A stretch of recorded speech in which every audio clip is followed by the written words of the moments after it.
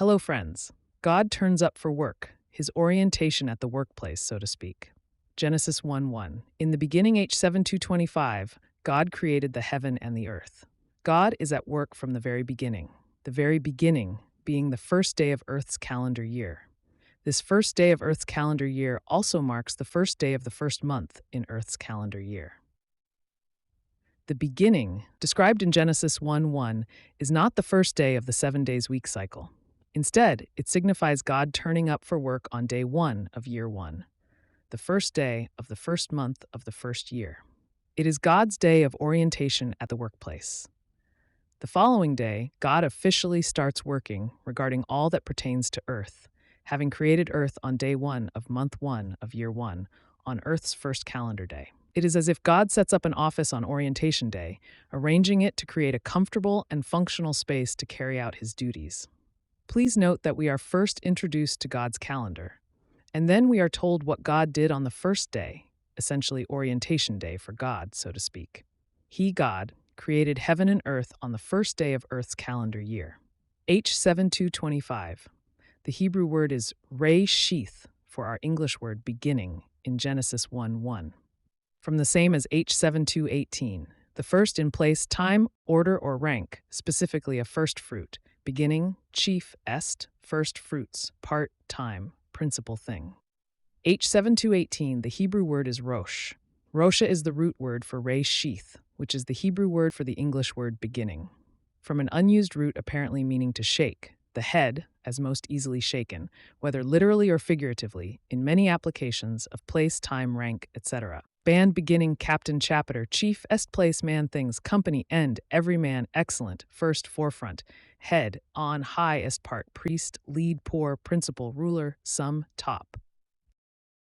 The second witness confirming that the term beginning in Genesis 1 verse 1 refers to the first day of Earth's calendar year.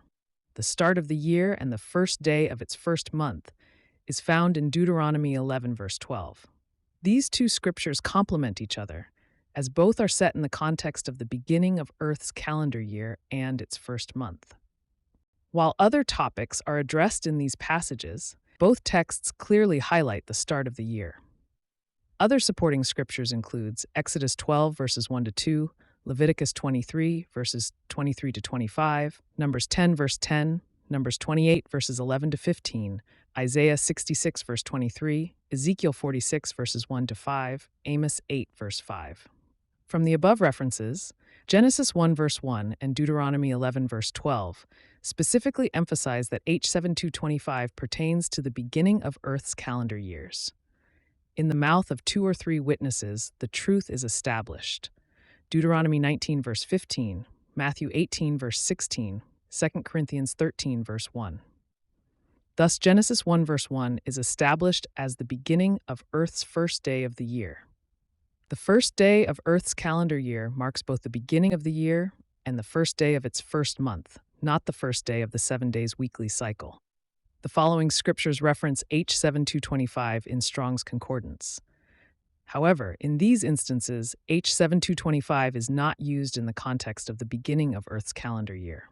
Genesis 10 verse 10, Genesis 49 verse 3, Deuteronomy 21 verse 17, Job 8 verse 7, Job 42 verse 12, Psalm 111 verse 10, Proverb 1 verse 7, Proverb 8 verse 22, Proverb 17 verse 14, Ecclesiastes 7 verse 8, Isaiah 46 verse 10, Jeremiah 28 verse 1, Jeremiah 49 verse 34, Micah 1 verse 13, Exodus 23 verse 19, Exodus 34 verse 26, Numbers 15 verse 20 to 21, Numbers 24 verse 20, Deuteronomy 18 verse 4, Deuteronomy 26 verse 2, Deuteronomy 33 verse 21, Ezekiel 44 verse 30, Hosea 9 verse 10, Leviticus 2 verse 12, Leviticus 23 verse 10, Numbers 18 verse 12, Deuteronomy 26 verse 10, 2 Chronicles 31 verse 5, Nehemiah 10 verse 37, Nehemiah 12 verse 44,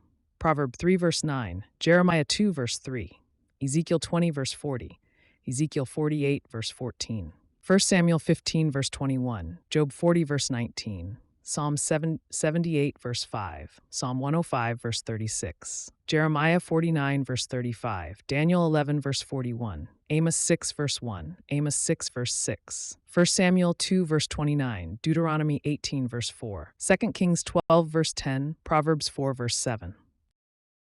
Moses gives a report to us mortals about God's work ethics and introduce other creation that God created, not necessarily created on day one of Earth's calendar as recorded in Genesis 1, verse 2.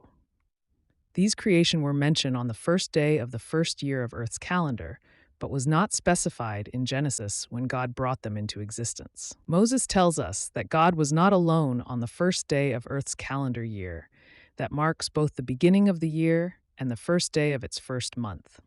Moses, in Genesis 1, verse 2, reports, "And the earth was without form and void, and darkness was upon the face of the deep.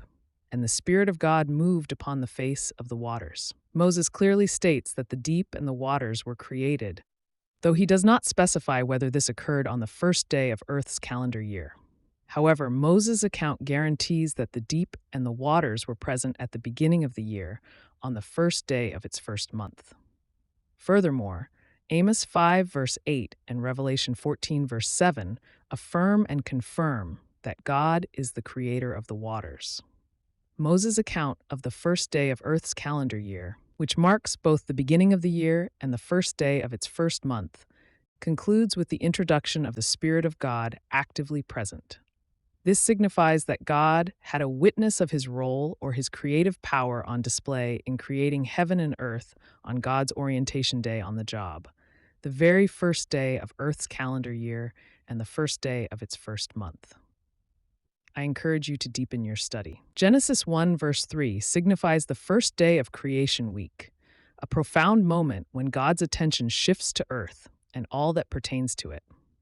This verse corresponds to the second day of the first month in Earth's inaugural calendar year. Interestingly, this day also marks the first day of the first week in Earth's calendar year, emphasizing that the first day of the first week is indeed the second day of the first month in Earth's first calendar year. I understand that this truth may be unfamiliar to many, as the majority of people follow the Gregorian calendar, rooted in pagan and papal traditions, rather than the biblical calendar found in Genesis, Exodus, Leviticus, Numbers, and Deuteronomy, and a number of other scriptures. The reliance on the Gregorian calendar over centuries has led to questions. One common query is, why does the first day of the year in Genesis 1 verses 1 to 2 appear to have no defined end, unlike the other days in Genesis 1, which are distinctly marked?